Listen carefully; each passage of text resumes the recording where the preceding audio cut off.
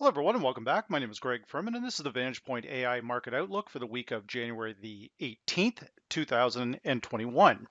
Now, to get started this week, we're going to begin where we always do with that very important US dollar index that is playing a huge role in our Forex trading, equity trading, and commodity trading. All of these markets the dollar is affecting. Now, when we talked briefly about this over the last several weeks, we know we have a dollar cycle at the beginning of usually between the 29th of the end of the month and up until about the 8th or 9th of the new month. So this happens about 85% of the time where the dollar has a short period of strength and then usually it backs off a little bit. So my concern here going into next week's trading, number one is that we have a holiday on, I believe it's a bank holiday in the US with the Martin Luther King Day. So watch out for thin illiquid markets there.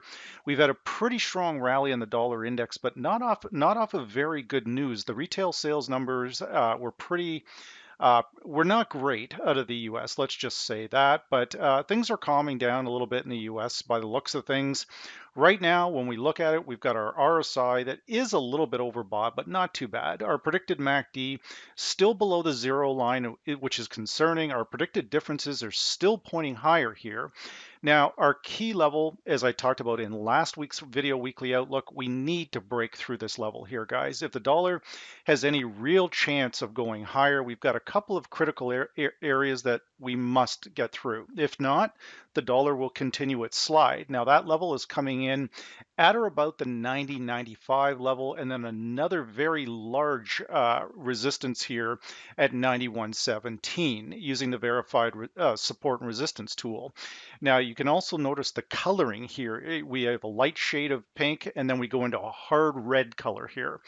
That's warning that this is very, very stiff resistance up here. So I'm somewhat optimistic that we can push through that, but it may not be next week. So we look at our key levels on the downside, not just the upside. Our T-cross long 90.24 on the downside. When we click on our F8, very important here, guys, that we hold above 90.32. Now, again, we can see how the market is moved above the Vantage Point predicted moving average. We use this as a pivot area to tell us whether if it's above it, it's bullish, below it, it's bearish. So we're holding above this, but again, we really do need to watch going forward next week to see if the RSI can hold its momentum here, if we can advance on the predicted differences, and of course, keep a very close eye on the neural index because it's a very good shorter term indicator to warn us when the market potentially could be getting ready to turn, and of course, breaking through that resistance. Now, to the benefit of the dollar, gold continues to slide. This absolutely helps the dollar, but we can also see we've got verified support forming at the low at 18.17. We would look for that if we believe the dollar is going to weaken, then gold must rebound here. So watch the 18.17 level very closely. We're not overly, we still have room to extend on the predicted RSI, the predicted MACD, and the predicted differences all have room to extend lower. Not a lot of demand for gold, but there certainly does seem to be a lot of demand still for Bitcoin, which we'll talk in a moment. But for now, once again, while we're below 1875, the primary trend for the calendar year 2021 remains down. When we click on our F8 and identify our main pivot area, you can see that we came right up to that key vantage point level at 1857 on Friday, only to get violently rejected off of that level. Very, very sharp move off of there. But again, just remember, guys, the market's a two-way street here. We've got support below and resistance above, but the indicators are pointing towards further losses in gold next week. Now, with our one of the things that's really driving this is the equity markets. Now, we had a sell-off on Friday, but it didn't really start. You can see here on Friday, it was building throughout the week. We had our medium term crossing our long term predicted back here on January the 11th, actually.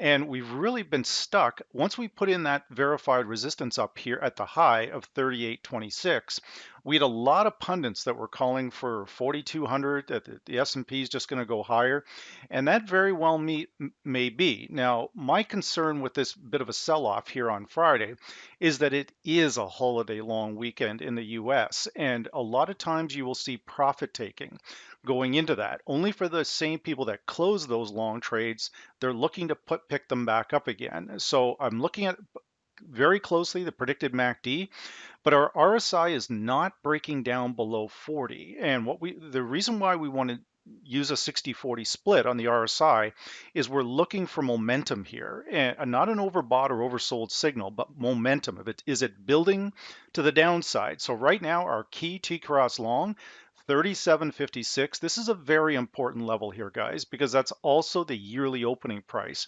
So again, we can't really say the S&P 500 is bullish if we're not profitable on the year. Just a side note there. So we want to watch this level very, very closely. If we can close below 37.55 for two couple of days in a row, then that would point to further losses, likely pushing us back down into the lower 36.62 area. But my optimism on that remains heavily guarded right now. You've got a stimulus package coming out from the president-elect that I think will boost the stocks. The Fed is still very dovish from the interest rate side. All of these things support the S&P 500. So be cautious about jumping on shorts here. It would be my specific advice there, because we know that whenever the S&P has moved lower, it's usually somebody has helped it recover very quickly, I might add. The other one we've got here is, of course, Bitcoin. All eyes on the market are on Bitcoin here, guys.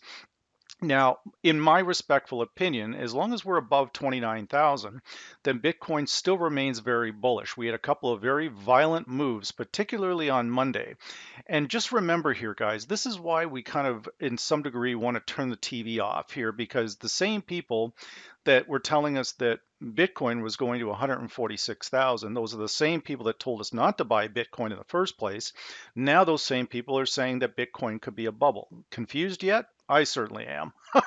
So again, let's look and know our levels. If we know our levels, then we can make our own decisions on this trade. We've come down on a very choppy open trade here on Monday, but then we've recovered, closed back up above the key VP level here, and then we've bounced off of it twice only to extend higher. Now, I believe that 40,000 is 41,933 is the new high. Again, going back into December video weekly outlooks on here, I've made the call for 2021 at 40,000. I made that basically in the second week of December.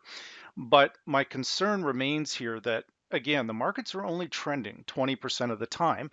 So we know where our top is, and in my respectful opinion, we know where the bottom is, down at 20,000. So Bitcoin has already doubled in the year, but it is still predominantly bullish here, guys. The indicators are a little soft, but you can see that we don't have any downside momentum, and that's the one we want to watch. Now, if the US dollar does continue to rally, that will help push Bitcoin back down again. But again, we want to watch that 29,000 mark very closely. And I don't see a complete trend reversal on Bitcoin unless we break down below 19,000. Now, it has been very, very volatile, a very, very choppy week in Bitcoin, moving anywhere from 3,000 to 6,000 a day. So, like any other new investment here, guys, things will settle. But as I've stated originally, going back several years, when they were calling it Warren Buffett, and a lot of these people were really bad mouthing and bashing Bitcoin. But I brought up the points that, it's Bitcoin has doubled every year for the last 10 years. So any competent investor would notice that and would say, well, if Bitcoin's such a bad investment, then how come it keeps doing so well? Uh, so a lot of times this is what we get from some of the people like Goldman Sachs, JP Morgan Chase. They tend to get us going the wrong way. So just, remember that maybe they're not exactly accurate on their forecasts, or maybe they're already long Bitcoin and they just don't want us in it. But again, flip-flopping back and forth between Bitcoin's a scam, then we go on to Bitcoin 146,000, only for them to turn around and say now that Bitcoin's a bubble. I'm just not buying that, guys. We watch our key levels. If it holds above the key vantage point level, then we will continue to buy even at these particular levels. Now, when we look going into the week too, oil also is in the forefront now. Both the oil and light sweet crude. This is the main oil that I watch. WTI, you've got all those other ones, but light sweet crude is how I personally gauge oil. You do it however you like. That's up to you. When we look at this right now, you can see that we've got resistance on oil here at 53.98. Now, once again, the lockdowns seem to be in full force. Like Germany, the UK, Canada. I'm not sure about Australia and New Zealand. You guys would have to chime in on that one. I don't know what's going on over there with it. But a lot of these major G7 countries are going into lockdown. Now, this happened last year in March. That sent oil considerably lower from almost this exact same level here. So if we look at that from last year, we simply take our charts, go back 1 year ago, oil was already starting to slide on a bit of a seasonality in January, but then it accelerated with the COVID lockdowns. So again, these lockdowns seem to be coming back into play again in a number of different places, and that could have, again, a very negative effect on oil. But oil right now is following the S&P 500. That's what we need to watch. Now, again, when we look at our main indicators here for the week, we can see we've got our medium term crossing our long term predicted difference. The neural index has now gone off from green to red. That's a warning sign that we're likely going lower. Now, if this is a corrective move lower on the S&P 500 and oil, then oil is likely to hit 50.55 next week. But if the S&P 500 turns around here, guys, oil is going to go with it. That much you can pretty much take to the bank. But again, I can't be sure how the global economies are going to react to these newest lockdown measures. Now, as we hit some of our currency pairs, we're going to do things a little bit different here this week when we talk about some of our equity-based currencies so we can kind of all understand what's going on here. The intermarket correlations are very, very powerful, guys. This is what I can tell you, okay? And when everybody's going long Euro US, they're basing it on conventional indicators. I'm using intermarket correlations. The main intermarket correlation that I can advise you to watch if you're trading the Euro US, whether it be long or short, is gold. Gold is pinned lower. It's below its yearly opening price. It's bearish, but we do have some support down there at 1817. We can see a very, very similar support on Euro US. Now, again, that low is coming in about 2059, and then we have some really big support down here. But if we break through here, it will be, in my respectful opinion, it will be determined by the intermarkets, not necessarily a technical indicator. So again, keep a very, very close eye. If gold continues to slide, the euro is likely going to follow. Our key resistance now, our T-cross long, 121.84. If we click on our F8, we get our predicted moving average. This is the long-term crossover, and I've removed the black line. You can see how the market is in constant contact with this blue line. This provides an excellent entry point for shorts. If it's above the blue line, it provides an excellent entry point for longs. So that's how we play this. When it crosses over here, I personally prefer a 2-day rule. I don't necessarily bite on things until I get the market closing below that blue line 2 days in a row, and then you can see what the likely outcome is. So for now, keep an eye on 120.59 and keep a very, very close eye down around the 120 area to see where we go from here. Now, once again, the US Swiss franc, if we're looking for places of value to potentially buy dollars, we can see that US Swiss franc is also up against a major resistance area here. This resistance area, that's coming in at the high of 89.14. We need to break through this particular area, but for that to happen, we need the dollar index advancing. If it can't advance, the US Swiss franc will not advance either. These are almost identical charts with the resistance. Right now, the indicators in VantagePoint are saying we do have further upside. Now, again, if the US Swiss franc is going higher, that would indirectly point to tell me that it's possible the US Swiss franc, or excuse me, the S&P 500 is a corrective move lower only. So if that's the case, Well, either way, the US Swiss franc may be able to benefit from this with a stronger dollar and stronger equity markets. Either one of those or both of those would be a problem for US Swiss franc shorts. So we're looking for a breakthrough of this level. If we can get through that level, you can see that we got a real potential shot of running back up towards the next most recent failure point, which was 91.47. So we'll look for that to happen. But if we can't get through here, guys, then this pair is going to turn around. Now, with the pound dollar going into next week, once again, we're hanging here just on this key vantage point T cross long, 135.64. If we lose this level, we close below this level 2 days in a row, then that could be it for the pound rally for a little bit here. The pound, very much like Bitcoin, it's extremely sensitive to any news. So be careful around any economic announcements out of the UK because again, or the Bank of England, because they're a driving factor here. Brexit also is still kind of lingering here. They've still got to get some trade deals worked out. So that's both a positive and a negative for the pound. So again, very, very important. When we're looking at buying a currency, let me be very clear about this. We do not just look at standard technical indicators. We look at intermarket correlations and we look at basic fundamentals of what is going on in that particular country. This is not a negative or bashing a country or any of that nonsense, like one of the ridiculous comments that was put in the comments section last week. This is about identifying whether you want to hold that currency. When you buy a stock, guys, do you just buy the stock based around because you feel like buying it, or do you look at the balance sheet of the stock, or do you look at the earnings? Do you look at the company's holdings? That's called fundamental analysis. And if there's negative points about that, then any analyst will bring those up and say, okay, well, if you're buying this, here's the technical picture and here's the fundamental picture. If both look good, then you buy that stock. Well, currency trading is absolutely no difference, no different whatsoever. You have to identify that. And again, it's got nothing to do with picking on a country and saying, oh, this country is terrible. It's an awful country. It has absolutely nothing to do. You look at the political situation of that particular country. Doesn't matter what side of the political aisle you're on. You're looking at fundamentals. That's what any economist would look at when buying or selling any given currency. So right now, the UK is in slightly better shape. Brexit's kind of behind them, but there's still some issues there. So this is positive momentum. But if anything changes, then that could drive the currency lower very, very quickly.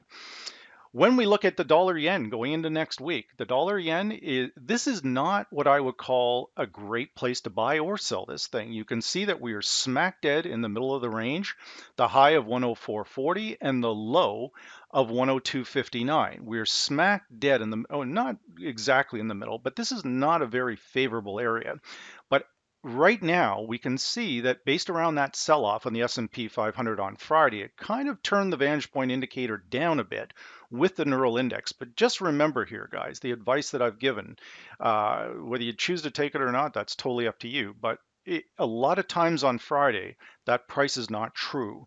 It's profit taking. There's a whole bunch of things going on there, and oftentimes, uh, like rats running off of a sinking ship. If once the rats figure out the ship is not sinking, they run right back on it again, right? So think of it that way, that a lot of those moves on Friday may not continue into next week, right? So for now, the yen still carries a slight bullish tone to it. My concern is the neural index is very conflicted around here. We're clinging to that key vantage point level at 103.65. As long as we can stay above that, it has a chance of moving higher. When we click on our F8, you can see that the waters are a little more muddy here. We're clinging to this predicted moving average, and we're struggling at this level. We're struggling on shorts and we're struggling on longs, both sides of this. So it's not the greatest one here to focus on trading next week. If we're looking for places of value to buy dollars, we can't rule this pair out, but keep a very close eye on the S&P 500. Now, as we go into our three main equity-based currencies, we're going to do this a little bit differently this week because I get a lot of a number of different emails and comments every week and asked if it could explain kind of what's going on with these three pairs and how to better trade them, meaning the US CAD, the US CAD, the Aussie US, and New Zealand US. So I've set up a little chart here for this week's weekly outlook so everybody can kind of understand it a little bit. This is essentially indicator free here, okay? And you can see that I've split the screen, and I'm going to do all three of these very easily, okay? When we look at the S&P 500, this is intermarket analysis explained by definition. You can split your VantagePoint software and really identify this. So if we look at the Aussie currency here in the S&P 500, these two charts are virtually identical. So we've got to slip below our blue line right here. And again, that's because the S&P 500 slipped below there. So if you strip 80% of your indicators off your chart and just understand this intermarket correlation, then you have an edge over the market here, guys. So again, if we believe that the S&P 500 is just simply corrective in nature, then if it recovers, it will pull the Aussie back up with it. The same thing will happen with the New Zealand. You can see that these two charts are virtually identical. So then if we look at the US Canadian pair and we want to know how to trade that, you can see that the US dollar is no longer the quote currency. It's the base currency. The US is on the left-hand side. Obviously, the Aussie and the New Zealand are on the left side. So they are the base currency. So this would be an inverse correlation. So again, as I had stated last week, and again, pointing when you're talking about things, and specifically when I'm talking about things about Canada, once again, I'm domiciled in Canada. Canada is a wonderful country, beautiful country. Because you disagree with some of the decisions being made in the Canadian economies and in the government, that doesn't mean you're bashing Canada. That means you're identifying problem areas. So the problem area for capital investment flows coming into Canada, I raised the concern that the budget that was supposed to be 14 billion turned into 140 billion. That is a huge difference. So this combined with a number of other things that are going on here, could make the Canadian dollar less attractive. This is what's called fundamental analysis. Again, the same thing. If you're buying a stock, do you just buy the stock because of a technical indicator, or do you go in there and look at the problem? So right now, I raised the issue and I said that Canada was a little bit of a mess, and it kind of is. So is the UK, so is Europe. So are a number of other countries. The main issue that Canada, where I'm domiciled in Ontario, Canada, we have gone into a state of emergency. We're in a full-blown lockdown. So maybe a lot of people outside of Canada don't know that. They need to know that because the last time we went into a full-blown lockdown like this, the Canadian dollar went all the way up to almost 150. So again, we've got to be careful about this. But here is the difference this time. So I've already listed in previous emails some of my concern, on top of which now the current prime minister is saying there may be a spring election. The markets don't like elections. They don't want the boat rocked either. But my point being here is that all of those fundamentals, and then we could go to technicals, and I could bring up all the technical indicators. I will respectfully submit that those are concerns, but what is keeping the Canadian dollar strong? The answer is in intermarket analysis, not a technical indicator, not a fundamental indicator. I'm simply advising of those things because if we lose this intermarket correlation and the Canadian dollar has to stand alone by itself, it could experience some problems. The other thing is oil. Canada is heavily dependent on oil for revenues. Energy sector is looking much better and that hopefully improves, but you've got GM, Ford, a lot of people, talking about going to electric cars here. That is a concern. So again, if the Canadian dollar is a stock, then one would have to be crazy not to look at these things.